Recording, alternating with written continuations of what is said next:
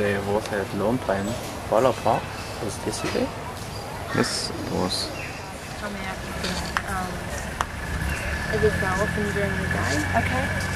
Not every day, but we probably must be coming out one night for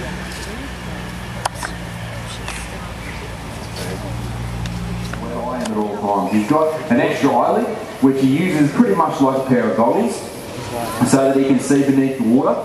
Now, when the water's dirty like we've got here, he's not going to be able to see too well under it. So he'll use another sense he has to try and locate food. He can actually feel footsteps and vibrations. He's got nerve endings all over his jaws. So as an animal walks down to the water, he can tell where it is. Now, he could probably pick up an animal the size of like a bandicoot, which is like a large rat-shaped animal, as it comes down to the water from probably 50 metres or more away, as it gets nice and close. And he'll actually work his way right in front of where it's coming down just by using these footsteps, if the water's clear enough, by looking out of the water to try and find out where it is. Now, it's very important for Weeper when he's hunting that he doesn't give himself away. Now, he's been in captivity for about 2 years now, so he's got a couple of little captive habits that he does. The first thing he does is he will show himself today. Now, he knows our show routines. He knows I'm going to feed him, and in a second he'll probably pop up and have a look at me to work out where I am. In the wild, they will never do that because they won't catch anything. He'd be a very hungry crocodile. Luckily for him though, he doesn't have to come up and have a look at me where I am or in the wild. He doesn't have to look to see where a pig or a wallaby is. He's actually got the ability to hold his breath for over 3 hours beneath the water. So he's got time on his side. He's just waits and waits and waits until the perfect opportunity. They don't have very much energy. What little energy they do have, they don't like to waste it. As you've walked around the zoo today, probably none of you have even seen a crocodile move. Now that's because, as I say, they don't have much energy. They are a very lazy animal.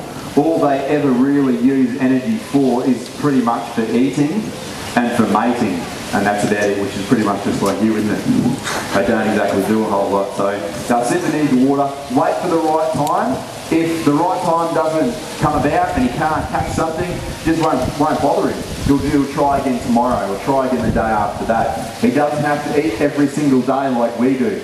Being a reptile, he gets his energy from the sun, not from what he eats. So they function very, very differently to us. He can actually survive on about 1/10 of the food as a mammal the same size as him. So they don't need to eat very much. We feed him once a week. And if he had to, if times were tough, he couldn't catch any food, or if we just didn't feed him, he could go for easily up to 12 months without eating a single thing at all. So they're just perfectly designed for hunting, and especially in the water. When you see Weeper when he comes out, his whole back and tail is covered in scoops and lumps all the way down him. Firstly, he uses those for protection. These guys are basically a dinosaur. Once upon a time there was animals around that would have been, that would have been eating him. It protects his back, and then he also uses it for when he swims. All those lumps create currents and countercurrents which cancel each other out. So you can move through incredibly shallow water without disturbing the surface. These animals have been around for about 250 million years. They've been unchanged, just like you see Weeper here, for the last 65 million years. They have not changed.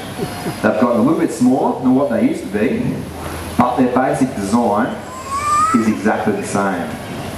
So you're pretty much looking at a window in time, just like a modern day dinosaur.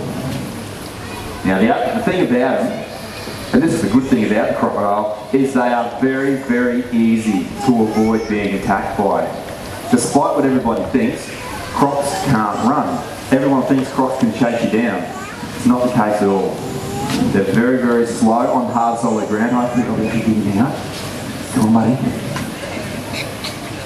Now you see what I was talking about? The captive habit, he's popped up. He's got his eyes above the surface there, having a look at me.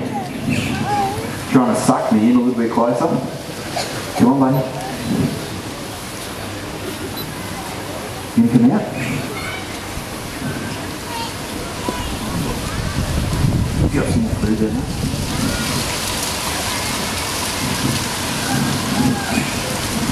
Come on, we're done. Okay. Good boy. Hey, I lick my feet.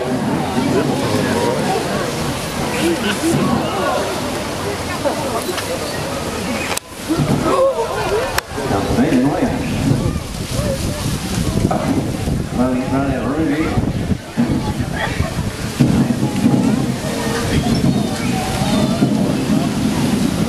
Wow! Good boy.